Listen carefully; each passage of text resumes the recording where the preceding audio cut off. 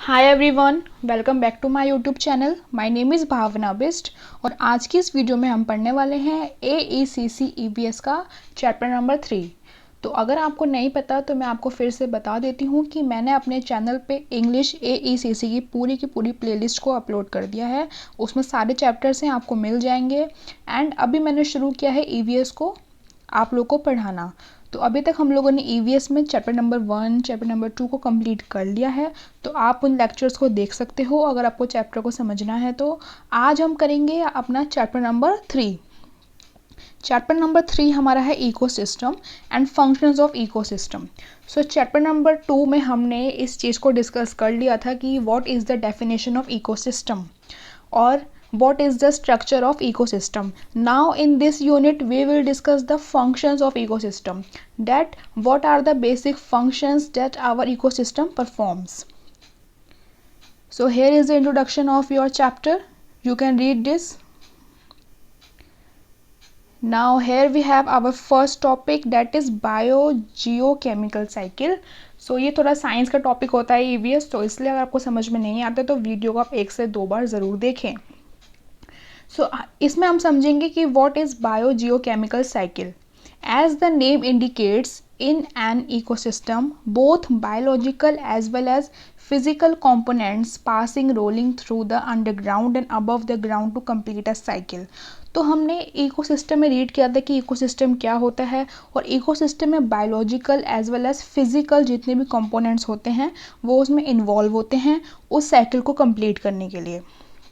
Through nutrient cycling, various inorganic and organic compounds are formed and decomposed. Normally 40 elements are required by the living organism in the nature. This is also called as nutrient cycle of the ecosystem. Nature is self-sufficient by nature. तो यहाँ पे आपको ये बताया हुआ है कि जो हमारा जो इकोसिस्टम होता है वो अपना न्यूट्रिशन वो मतलब अपने आप को नरिश कैसे करता है उसके बारे में आपको यहाँ पे बताया हुआ है। तो हमने रीड किया था कि साइकिल होती है, उसमें ऑर्गेनिक कंपाउंड्स एंड डीकम्पोजर्स जो होते हैं, herbivorous, carnivorous. So all this we have discussed in our previous chapter. Biogeochemical cycle has been divided into 2 major categories. First is atmospheric and second is edaphic cycle, based on the types of the substances they are dealing with. So biogeochemical को इन्होंने 2 categories में divide किया है। First is atmospheric and second is edaphic cycling. अब देखेंगे हम। Firstly है atmospheric nutrient cycle, water cycle, carbon cycle and oxygen cycle. So जो आपका एटमॉस्फेरिक में है उसमें ऑब्वियसली आपके जितने भी गैशियस फॉर्म में चीज़ें होती हैं हमारे एटमॉस्फेयर में, एयर हो गया, विंड हो गया, उसमें वही आती हैं। तो उसमें वाटर, कार्बन एंड ऑक्सीजन। फिर एडिफिक में क्या दे रखा है, nitrogen, sulphur and phosphorus. So edaphic is totally related to the gaseous and all the chemicals. ठीक है, इसको हम अच्छे से समझेंगे नीचे। Atmospheric nutrient cycle. अब हम समझेंगे water cycle. Water is an essential compound for the photosynthesis in plants.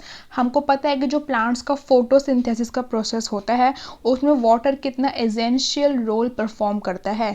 And without water कोई भी प्लांट अपना फूड को रेडी या फिर प्रिपेयर नहीं कर सकता।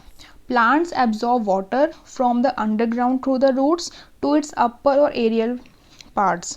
So जो plants होते हैं जब वो अपने फोटोसिंथेसिस का प्रोसेस करते हैं उनको उसमें पानी की ज़रूरत होती है, तो उस पानी को वो अंडरग्राउंड वे से लेते हैं, यानी कि जो वो होता है पानी वो उनकी रूट्स में जाता है फिर ऊपर तक जाता है, तो इससे उनका जो भी होता है वो जो उनका होता है फूड वो अच्छे से प्रिपेयर हो जाता है। This water is used for the process of photosynthesis. Some water gets back to the atmosphere from the plant body through the process of transpiration and some are utilized by the plants for its metabolic activity. तो जो हमारा plant होता है उसके पास जो water आता है तो जो उस पर एक्स्ट्रा वाटर होता है वो उसको through the process of transpiration उसको वो एटमॉस्फेयर में वापस वो चला जाता है। आप उसको इवापोरेट बोल दो या जो भी है जो उसका एक्सेसिव वाटर होता है, जैसे कि आपने कभी देखा होगा, जैसे आप कभी अपने प्लांट्स को वाटर देते हैं तो कई बार पानी ना आपके प्लांट से बाहर आ जाता है। तो वो इसलिए भी होता है क्योंकि आप उसमें ज़्यादा पानी डाल देते हो, और कई बार वो इसलिए होता है कि जो आपके प्लांट्स की जो नीड है वो फुलफ़िल हो चुकी है और उसको उतने पानी की ज़रूरत अब नहीं है। ठीक है, तो जो एक्सेस वाटर होता है वो उसको ट्रांसफ़र कर देता है। ये आपके प्रोसेस होता है ट्रांसपिरेशन। आपने अपने साइंस में पढ़ रखा होगा कि जब प्लांट एक्सेस ऑफ वाटर को अपने से निकाल देता है, ठीक है, तो उसको बोलते हैं ट्रांसपिरेशन। और जो जो पानी उसको यूज़ करना होता है वो उसको यूज़ कर लेता है, उसकी जितनी भी एक्टिविटीज़ होती हैं उनके लिए। The driving force for a water cycle is the solar radiation which is 15% of total radiation reaching on the earth. और जो हमारा सोलर की रेडिएशन होती है वो भी काफ़ी ज़्यादा ज़रूरी होती है फोटोसिंथेसिस के लिए। Though the radiation water gets evaporated from the surface of the water bodies, it comes back to the surface of earth as rain. देखो वाटर साइकिल का प्रोसेस क्या होता है कि हमारे पास वाटर है, वो वाटर इवापोरेट हुआ, फिर ऊपर आसमान में जाके उस इवापोरेशन की वजह से हमारे जो होते हैं क्लाउड्स बन गए, फिर क्लाउड्स में से जब हमारी रेन हुई, जब बारिश हुई, तो वही पानी फिर हमारे पास वापस आ गया। तो ये साइकिल घूमती रहती है। एंड हमको पता है कि वाटर साइकिल क्या है, इसको ज़्यादा एक्सप्लेन करने की ज़रूरत नहीं है, मैंने आपको शॉर्ट में बता दिया है। The above figure clearly teaches us how the cycling of this vital resources occur on the earth. या here we have the figure 1 which is water cycle. Water cycle की फिगर तो हर बच्चे को पता होती है, और आप लोग तो कॉलेज में हो, और जो ये है वाटर साइकिल, ये तो आपने अपने स्कूल लाइफ में कितनी बार आपके साइंस में इसके डायग्राम्स आए होंगे, ना जाने कितनी बार आपने इसको मतलब अपनी नोटबुक में ड्रॉ किया होगा। 6th class, 7th class, 8th class, in fact 9th में भी था। Okay, so this is the process of water cycle. Next we have carbon cycle. हमने ऊपर डिस्कस किया water cycle, next we have carbon cycle, and we are reading all this cycle under the atmospheric cycle which is the first category of biogeochemical. Carbon dioxide CO2 is an important gas present in nature. Plants need it for the process of photosynthesis to prepare the food material, that is carbohydrates, for its own as well as the heterotrophs. देखो carbon dioxide हमारे लिए इतनी ज़रूरी नहीं होती, क्योंकि हम लोग तो ऑक्सीजन को इनहेल करते हैं और कार्बन डाइऑक्साइड को हम लोग एक्सहेल करते हैं। बट जो प्लांट्स होते हैं उनको जो होती है, उनकी जो मेन गैस होती है वो होती है कार्बन डाइऑक्साइड। ओके, उनको कार्बन डाइऑक्साइड चाहिए होती है, और उनका जितना ही फोटोसिंथेसिस का प्रोसेस होता है वो CO2 गैस की वजह से ही पॉसिबल हो पाता है। That means it gets locked into the organic matter through the process of photosynthesis. Carbon dioxide released to the atmosphere by respiration of all the living organism on the earth. So carbon dioxide कैसे release होती है वो हमको पता है, ठीक है। Carbon dioxide release to the atmosphere by respiration, ठीक है। रेस्पिरेशन मतलब वही ना, जैसे हम लोग सांस लेते हैं, ठीक है। हम एक तरीके से अगर देखा जाए तो कार्बन डाइऑक्साइड को हम लोग ही प्रोड्यूस करते हैं, क्योंकि जो हम लोग एक्सहेल यानी कि जो हम लोग सांस को छोड़ते हैं वो हमारी CO2 ही होती है। Earth crust also releases carbon, और जो अर्थ का क्रस्ट है वो भी कार्बन को छोड़ता है, which is present in the form of calcium carbonates which chemical name is CaCO3 and magnesium carbonates MgCO3 which comes from the skeletons of marine organism in the process of mineralization. By subsequent weathering, these calcium carbonates and magnesium carbonates get mixed with the soil and add to the soil nutrition. In this way, ultimately these carbon-rich organic matters accumulate in this ecosystem. So यहाँ पे ये बताया कि carbon cycle क्या होती है and carbon dioxide क्यों ज़रूरी है प्लांट्स के लिए। कार्बन डाइऑक्साइड कौन कौन सा सोर्सेज है फॉर द कार्बन डाइऑक्साइड। यहाँ पे आपकी कार्बन साइकिल है, आप इसको ऑब्जर्व कर सकते हैं। कोई भी आपको डाउट आता है तो आप मुझसे पूछ लेना। ये आपकी साइकिल है, कार्बन साइकिल। अब हम यहाँ से रीड करेंगे। By burning of fossil fuel, coal and wood, large amount of CO2 get released to the atmosphere. जब हम कोई भी फॉसिल फ्यूल, कोल, वुड को जब हम लोग बहुत ज़्यादा अमाउंट में जब हम उनको जलाते हैं तो उनमें से भी कार्बन डाइऑक्साइड रिलीज होती है हमारे एटमॉस्फेयर में। These carbon dioxide get assimilated by the plants. और ये जो CO2 होती है कार्बन डाइऑक्साइड, वो प्लांट्स उनको यूज़ कर लेते हैं अपने प्रोसेस के लिए। The animals consume these carbohydrates that is photosynthesis products. और जो एनिमल्स होते हैं वो भी इसको कंज्यूम करते हैं कार्बोहाइड्रेट्स को। The carbohydrates consumed in this way reach to the heterotrophs. So heterotrophs हमने ऊपर रीड किया था, heterotrophs क्या होते हैं? When these heterotrophs die, carbon again goes back to earth crust. Through the process of respiration, also carbon dioxide released from the biotic components of the atmosphere. तो respiration के process के through जितने भी हमारी living beings हैं उनमें से ये होती है रिलीज, लाइक हम लोग भी इसको रिलीज करते हैं। Next we have oxygen cycle. This is the last cycle of atmosphere. In the atmosphere the dry air contains 20.94% of oxygen. So हमारे एटमॉस्फेयर में इतनी परसेंट ऑक्सीजन की है। Oxygen is required by all the living beings for respiration. Oxygen सारे के सारे जितने भी ऑर्गेनिज्म है, लिविंग ऑर्गेनिज्म, उनके लिए ज़रूरी है। It is also associated with the moisture content. It is the simplest but inevitable nutrient cycle in the ecosystem. ये काफ़ी सिंपल साइकिल है बट ये बहुत ज़्यादा ज़रूरी साइकिल भी है हमारे इकोसिस्टम के लिए। सो यहाँ पे आपको ये एटमॉस्फेयर साइकिल दे रखी है कि ये मतलब कैसे कैसे हमारे जो ऑक्सीजन साइकिल है वो कौन कौन यूज़ करता है एटमॉस्फेयर से। Okay, then we have edaphic nutrient cycle which is the second category of biogeochemical. Nitrogen cycle, it is a complex cycle occur in nature through various steps. About 79% of the atmosphere air is nitrogen. सबसे ज़्यादा हमारे atmosphere में जो भी air है, gas है, वो कौन सी है? Nitrogen.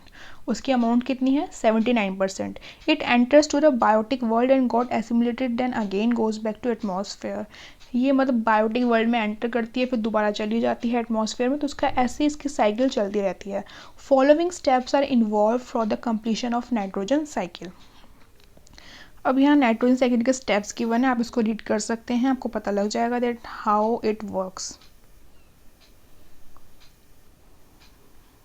This is very simple, you can read this.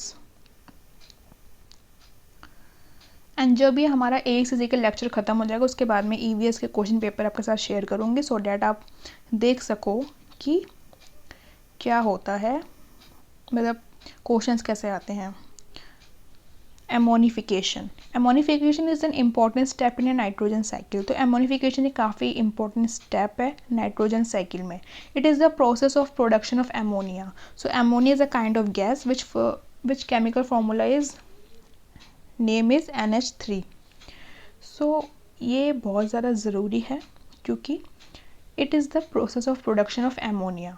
So ammonification एक ऐसा प्रोसेस है जिसमें एमोनिया और एमोनियम NH4 हमारे कंपाउंड्स जो होते हैं वो प्रोड्यूस होते हैं। और कहाँ से प्रोड्यूस होते हैं? From the decomposition action of bacteria on organic matter. Okay, thus on the death and decay of the plants as well as animals, the complex organic compounds are released into the soil where they again decompose into simpler compounds by the microorganism and release energy. For example, nitrosomonas bacteria and nitrosococcus bacteria. So ये वही है, मतलब जो हमारे decompose like bacteria, dead and decay plants होते हैं, on the death of they complex are release. हाँ, तो उन्हीं में से ये सब आते हैं, उन्हीं से ये सब चीज़ें रिलीज़ होती हैं और फिर से उसमें जाके डिकम्पोज हो जाते हैं, अपनी एनर्जी को रिलीज़ कर देते हैं। यहाँ पे भी ये साइकिल है। Next we have nitrification. So अब हम पढ़ेंगे नाइट्रिफिकेशन क्या होता है। When ammonium gets converted into nitrates. So ammonium gas जब नाइट्रेट्स में कन्वर्ट हो जाती है it is called nitrification. Okay, so this is very simple definition, you can easily understand that what is the nitrification. Nitrates can be directly absorbed by the plants and incorporated into proteins, nucleic acids and other nitrogenous organic compounds. Some nitrates may be stored in the humus of the soil, embolized by the bacteria, and some may reach in the water bodies with the runoffs. So यहाँ पे ये बताया कि nitrification क्या होता है और nitrification जो होता है उसको प्लांट्स ईजीली एब्जॉर्ब कर लेते हैं। और जो हमारे कुछ नाइट्रेट्स होते हैं वो सॉइल में भी होते हैं प्रेजेंट, बैक्टीरिया में भी एंड वाटर बॉडीज़ में भी। Nitrogen gas back to the atmosphere through the process of denitrification, nitrogen gas goes back to the atmosphere. So nitrification का process क्या था? When ammonium gets converted into nitrates, and denitrification क्या है इसका opposite, यानी कि when the nitrogen gas goes back to atmosphere. Okay, some bacteria are there who can convert nitrates NO3 to nitrates. कुछ bacterias होते हैं जो इसको कन्वर्ट करते हैं। They are called denitrifying bacteria, example pseudomonas. इसमें आई थिंक पी साइलेंट होता है तो उसको सीडोडोम्स बोलते हैं। बाकी आप इसकी करेक्ट प्रोनाउंसिएशन भी सर्च कर सकते हैं नेट पे, आई डोंट नो, बट जहाँ तक मुझे पता है उसको सीडोडोम्स बोलते हैं। ओके, इसमें पी साइलेंट होता है। Then we have sulphur cycle. Like other nutrient cycles, the movement of the sulfur is in the biosphere and underground is called sulfur cycle. So जैसे हमारी न्यूट्रिएंट साइकिल होती है, ऑक्सीजन साइकिल होती है, वैसे ही ये सल्फर साइकिल होती है। Sulphur cycle is a sedimented type of nutrient cycle as a reserve pool is buried underground in rocks mineral as well sulphates in sea sediments. Sulphur found in nature, sulphur जो है वो हमको अपने atmosphere में मिलता है in the form of hydrogen sulphide, sulphur dioxide, sulphates. It enters into the system as, और system में कैसे कैसे एंटर कर सकता है वो भी बताया हुआ है। So first is soluble form present in the soil and pass on to the plants root. So soil में प्रेजेंट होता है और फिर प्लांट्स में चला जाता है उनके रूट्स के through. It is assimilated by the plants to synthesize protein, vitamins and same other important products. So ये plants में इसको यूज़ करते हैं to synthesize proteins, vitamins and other products. So यहाँ पे यूज़ बताया हुआ है इसके, मतलब ये उसमें कैसे कैसे जाता है। अब हम सीधा पढ़ेंगे फॉस्फोरस साइकिल को। In the ecosystem more phosphorus is available in plant. हमारे इकोसिस्टम में फॉस्फोरस जो है वो बहुत ज़्यादा अवेलेबल है प्लांट्स में एंड एनिमल बॉडीज़ में भी, in comparison to the abiotic system. In abiotic system, phosphorus is abundant in rocks and other natural deposits formed during geological processes. Phosphorus is desired for the structure of DNA as coenzymes for the conversion of foods to release usable energy. So phosphorus is काफ़ी desired structure for DNA and also the enzymes and for the conversion of foods to release usable energy also. It is a very simpler cycle. Roots of the plants absorb phosphorus present in a soluble form in the soil and assimilate it. So जो roots होती हैं plants की वो इसको absorb कर लेती हैं, ये बताया हुआ यहाँ पे। Through food chain it then gets transferred to animal bodies and by the death and decay of the plants. तो food chain चलती है।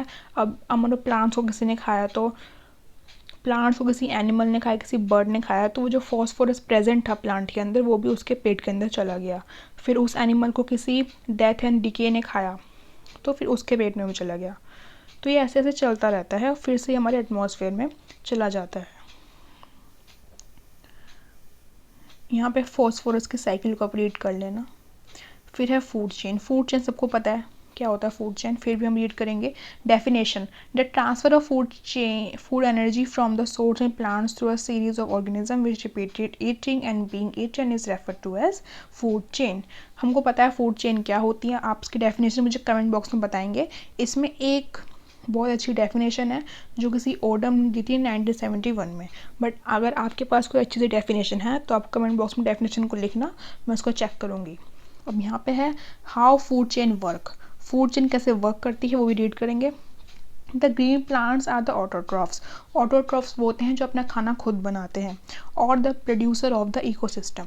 With the help of chlorophyll and by using CO2 and H2O from nature in presence of sunlight, the plants can prepare their own food known as carbohydrates. ये हमको पता है। The process is known as photosynthesis. That's why plants are called autotrophs. Autotrophs मतलब जो अपना खाना खुद बनाते हैं। These plants are the first step in a food chain.